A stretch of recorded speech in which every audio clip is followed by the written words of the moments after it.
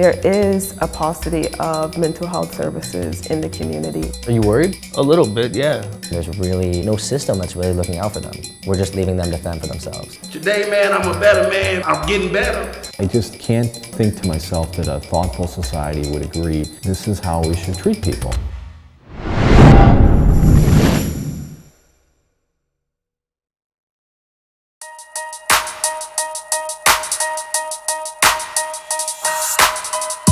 We're here at Cook County Jail in Chicago, which is the largest single-site jail facility in America.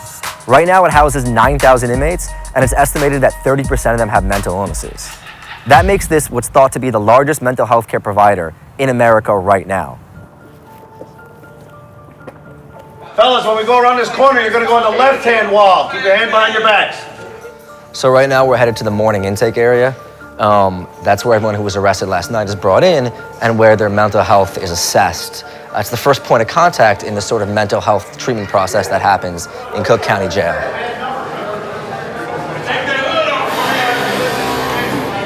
42, 43, 45. Over 100 arrestees were shuffling through lines, getting checked for weapons and drugs, and moving in and out of various bullpens. And what's your charge today? Possession? Yeah. Okay, anything else? No. Ellie Montgomery is a social worker who heads up the sheriff's pre-bond initiative. My job is to help you, okay? Before you ever started using, was there depression or anxiety? You suffer from that? Yeah. She screens each arrestee that passes through the intake center before they see a judge, a process that's unique to Cook County Jail. You ever try to hurt yourself? Okay, how many times? Like 3. 3 attempts? I think a lot about that. Okay, think a lot about ending your life and death? Okay. And then who helped you outside with your meds? Nobody. Just in here? See this? Yeah. This is a suicide hotline number. If you ever feel like hurting yourself, you gotta get off the heroin. All right, you're self-medicating, right? You understand you're self-medicating for the depression and the voices with the heroin. You got violent charges or what? Nobody likes me. You think that nobody likes you and that's why? Sweetie, the judge doesn't make a decision based on whether they like you. They look at the charges. Everybody just want me to die. I just need to die. Okay, that's not gonna happen. Sarge? Yeah. I'm gonna have him single-celled for suicide watch. I'll notify courts. Okay, come on. Can you explain to us what just happened with that young man? Okay, so he's actively suicidal. He's bipolar. He's very, very worried about his case, but more than anything, he's not oriented at time. So some concerns. He's got a plan. He's had several suicide attempts before. So what would have happened to that young man had he not been screened here right now? He would probably have a suicide attempt because of the bipolar disorder and the illness. Things are, his thinking is a little off, so he's kind of putting the pieces together right now.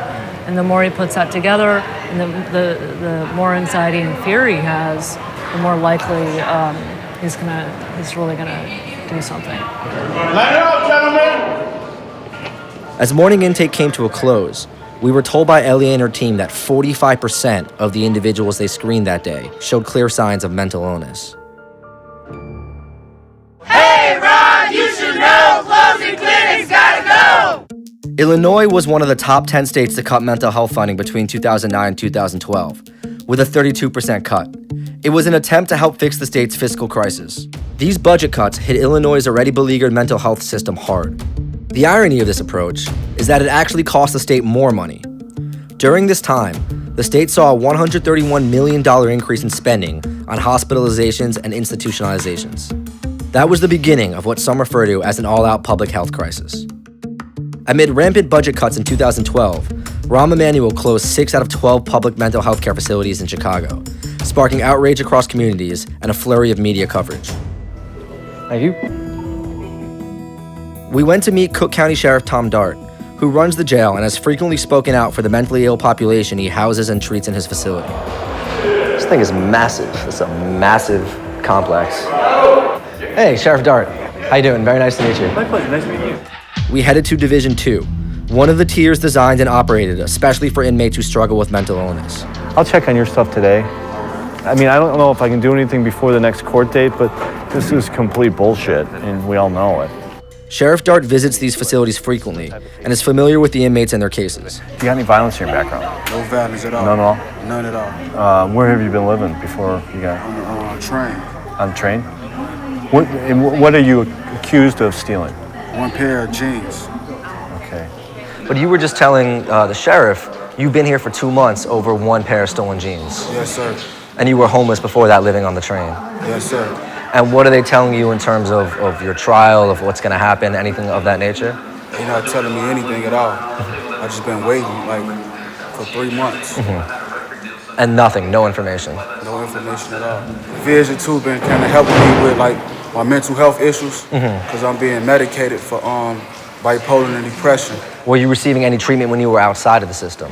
No, I was like using drugs instead of taking my medication. Using drugs to help medicate yourself? Yes. $150,000 bond was set on him. That's what he's got? Yeah. So that gentleman we just spoke to for stealing a pair of jeans has a $150,000 bond set on him. That's why he's here. In one of the mental health dorm units, a group therapy session was taking place. These are where we house our low-level mentally ill offenders. These units are almost always filled. And it's one of the points I've always tried to explain to people with these national crime trends all going down around the country, same here. We have been able to close down a couple of our divisions, and the only place we've ever been overcrowded in the last 7 years has been our acute mentally ill floor, and that's overcrowded almost every day. And what are we watching right here, right now? This is a program that we contract out with a group called WestCare, and it's a program that they sit and they talk with the individual who is really trying to go through a whole litany of things here. And I say, okay, give me the philosophy and the theory of why this person should be in here. And all I keep coming back is, well, they committed a crime. Well, I said, well, when they're showing up at my door within hours of having committed the offense and they're acutely mentally ill, how can you show the intent? Goodbye. Take care. Take care. Bye, guys. Bye, guys. They're there for just however long it takes. And then they're shot back out into the street, no support net mechanisms, whatever, and they come right back in. And all the numbers show that. And so they come back in and they do it over and over and over and over again. And it costs outrageous amounts of money. It's estimated that the cost of incarcerating an individual runs around $150 a day. But Sheriff Dart told us that when you're dealing with somebody with serious mental illness, the cost could be 3 times that number. Experts estimate that to treat the same individual outside of a correctional facility is just a fraction of this cost, about $10,000 annually. That's $27 per day. So how is this financially sustainable? How is it financially? How does it make sense? It doesn't. It's horrible. I mean, honestly, God, I just can't think to myself that a thoughtful society would agree this is how we should treat people. One of the initiatives the sheriff has implemented is the Mental Health Transition Center, where inmates are offered therapeutic treatment services as they prepare to re-enter their communities. And guys, this is the importance of understanding the cycle. So how do we break this cycle? How do we understand our triggers and our cues? So let's look at the events in the situation. What are those precipitating factors that makes us angry, that pisses us off? So George, can you go through your cycle of anger? Yeah, I know my mental health is really messed up because something that really angers me is when I see other people better off than I am. That just like pisses me off, you know, like, and the feelings I feel is anger, resentment, sadness, bitterness, all mixed into one. Okay. And like, I know I have a mental illness because that's not like normal, you know, that's not a normal way to think. You should be happy for your next man, you know? But with my substance abuse and my mental illness, I don't know how to deal with it, so I just resort to drinking and drugging, you know? I think the best thing for me would be like to be in the community, you know, getting help. That would like change my whole future. Thank you, George. So, Jose, can you walk us through your cycle of anger? My cycle of anger is like when people tell me things good or bad, I get confused. What are they telling me? I easily get real mad right away. I snap out. That's what got me starting to abuse alcohol, cocaine, into worse lately, heroin. It's just like, I was a walking suicidal man, confused man, and a destructive man, you know? So that's what I'm dealing with. Jose, I can understand because we feel comfortable being uncomfortable. That's how I was for a long time. In some form, I used to think I was trying to commit suicide in some way, or just on a small scale of just buying some narcotics. It's a form of suicidal because I'm not knowing what I'm about to put in my body. It doesn't matter to me sometimes. You guys mentioned key things: resentment, abandonment, trust issues. How do we let that go? How do we deal with that finally and move forward? Who do we say it to? And what I wanted you guys to do with it, come up and do an exercise where you come to this board here and pretend it's a mirror. And whomever hurt you in the past, regardless of whether it's parents, you've been bullied throughout school, let go of that anger, let go through that resentment, and tell that person what it is that you feel. So who would like to be the brave one or come up and try this exercise? So come up here and you can stand in front of this. So guys, this is our mirror. And what I have for you is different feelings and emotions. So talk to that person. Oh, my father. Yeah, Dad, I'm very angry at you because I feel like you abandoned me. You wasn't there for me. When I tried to see you, you wouldn't try to see me. You know, and I was your only kid. I didn't see you for 7 years. When I finally saw you at 13, it was like, man, I had so much resentment. And as I got older, I became just like you. I abandoned everything I did. Everything that I love, I abandoned it. You know, so I felt so much resentment. And for the next 25, 30 years, I just refused to even see you. So when you finally passed away, you know, just seeing you in the hospital, it's like you were trying to make amends to not being there with me. And you tried to actually get out the bed. You tried to embrace me, but I'm just so cold. I couldn't even embrace you, man, because I had so much going on in me. And at that time, man, I couldn't even express it. 2 months later, you passed. You know, now I can't even explain these things to you, man, because you're gone. You know, and all the hurt that I did to other people, man, I believe it was a direct result, man, from all the stuff, man, that I had to get out of you. And then to top all that off, when they called me and they said that you had passed, they told me, man, I had all the rights to pull the plug on you. You had gave that right to me. How can you get that right to me? And I ain't been no son. You know, these are things I wanted to tell you, man. I'm just, you know, I forgive you. You know, I know you probably wasn't the best dad, man, but I forgive you, man. So today, man, I'm a better man, man. I'm getting better. Realize, man, I don't have no resentment. I love you. I'm not disappointed in you, man, because, you know, you did what you could. I love you, Dad.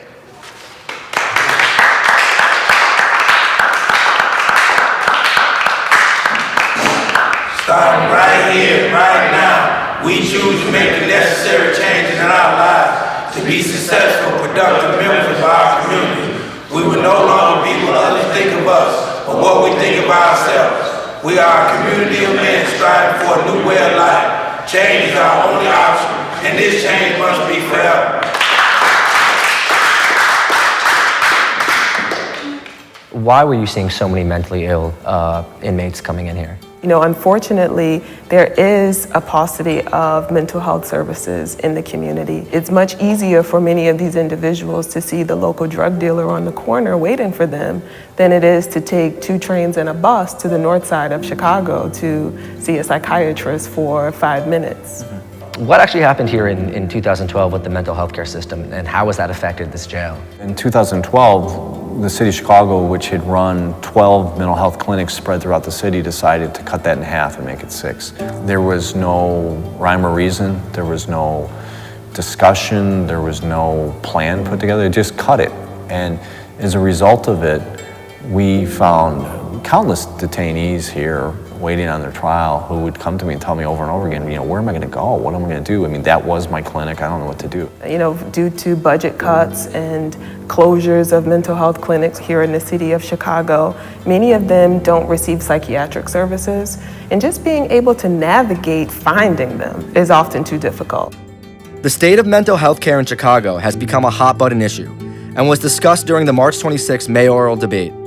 A huge percentage, some days more than half of the people arrested by the Chicago Police Department show up at the Cook County Jail and are diagnosed, initial diagnosis is that they have a mental illness. I became mayor, Our mental health entities here in the city of Chicago had lost 90% of the state funding because of how badly they were managed. Many of the clinics Mayor Emanuel closed were situated in vulnerable urban communities that have been generally underserved.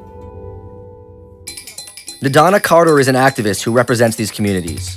She's a strong supporter of Rahm Emanuel's opponent, Jesus Chuy Garcia, and a spokesperson for the mental health movement. We met up with her on Chicago's South Side to pay a visit to some of the shutdown facilities. Can you just tell us, what are we looking at right here?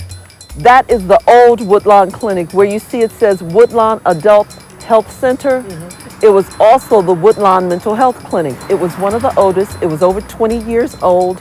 It had won national awards for excellence in helping stabilize families and communities. So what's there right now?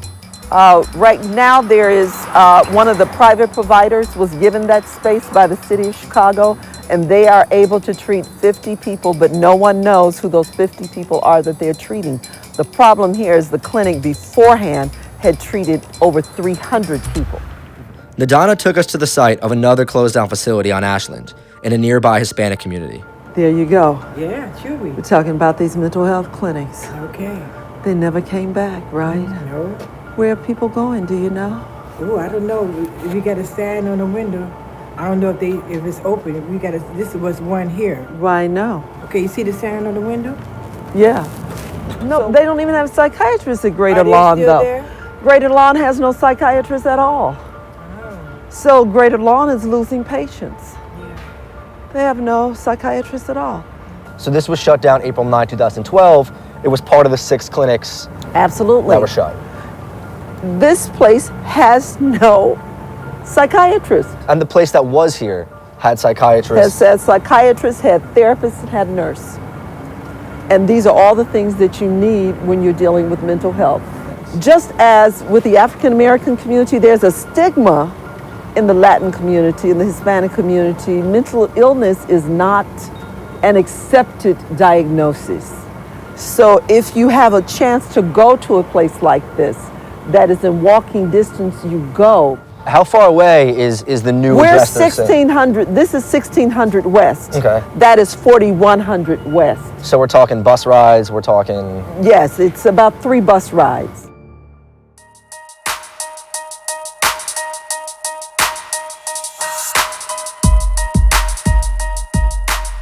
Behind me is the Tinley Park Mental Health Center, and at one point these buildings housed and treated up to 2,000 mentally ill individuals. Right now it's abandoned. It was shut down by the governor to a huge uproar, and that's sort of emblematic of the problem that we're seeing in Chicago and actually across this country in general, where these facilities are being shut down and there's no real safety net provided for the people that were housed and treated here. Psychiatric hospitals like Tinley Park made their debut in the United States in the late 18th century and were initially intended to provide therapeutic care, quite the opposite of the reputation they earned for themselves by the mid-20th century. Lack of funding, incompetent staffing, and ineffective treatment led to abusive warehouse-like environments. By the 1950s, horrific treatment of patients in these facilities became standard practice, and they began deinstitutionalizing across the country. These facilities were closed under the pretense that individuals who need care would be able to access community-based treatment and live in their homes, which remains widely accepted as the most therapeutic approach. In many cases, this safety net was not adequately delivered, a trend that persists to this day. Since the 1950s, there has been a 95% decrease in psychiatric hospital bed capacity around the nation, and Chicago has one of the lowest psychiatric bed capacities per capita out of any urban area in the country. With mental health care infrastructure in Chicago hanging on by a thread, and the county jail overloaded, Illinois Governor Bruce Rauner is proposing another $87 million in cuts to mental health spending for the 2016 budget. What comes out on the other end of these policies and budget cuts is underserved urban communities, where thousands of people with serious mental illnesses are out on the street untreated and unmedicated, and the criminal justice system ultimately ends up having to pick up the pieces.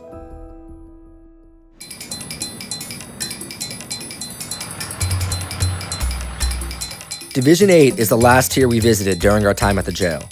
It's a huge facility, designated for inmates with severe mental illnesses such as bipolar disorder and schizophrenia. The inmates are grouped into dorm-like settings where they play cards and board games and sleep on small cots. We spoke to 2 of the inmates housed here. I'm here because I'm bipolar and antipsychotic. I'm diagnosed with ADHD, schizoaffective, and anxiety disorder. Were you getting help when you were outside, when you were in Chicago? You know, the only place I know to get my meds is Aunt Martha's. And for me to get to Aunt Martha's from my town to Hazel Crest it was 5-6 bus transfers and a whole day. So what's it like for you when you're not on your medication, when you're having an episode? What goes through your head?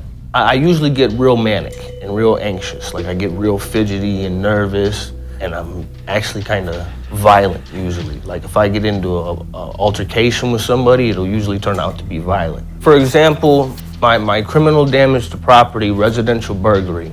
At the time, I was taking schizophrenia medication, bipolar, anxiety, and depression. And what happened was me and my fiance at the time had gotten into an altercation, and she was staying with a friend of hers, and due to me not having my medication and to have a sound mind, I went and I busted out all the windows on his house, and I ended up breaking into his house, and I blacked out. And I don't remember what else happened, but I remember I woke up in the Calumet City Police Station, and they're telling me I'm charged with burglary and criminal damage to property, and I'm facing 4 to 15 years. And what's it like for you when you're off your meds? It's horrible. But that right now ain't my main concern. My main concern is where I'm gonna live. What am I gonna eat? You know, meds are one thing. You know, that's not even.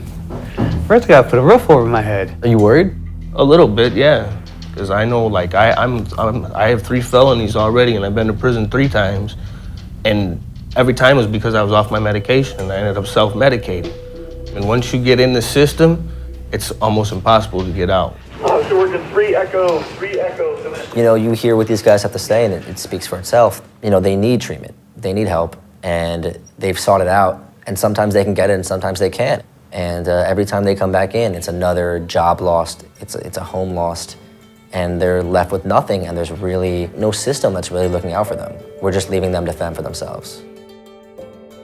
The folks here are real people, their lives matter. They're objectively mentally ill though, and yet you hear these stories from them, and yet we're supposed to treat them like a number, and we're supposed to wait. I often tell people, I go, we have about 200 and some people leave this jail every day, and what am I supposed to do is they're leave and say, hey, you know what, you wait, we're gonna get around to a study, and we're gonna get this thing taken care of the next 20 or 30 years. So you just hang in there, okay?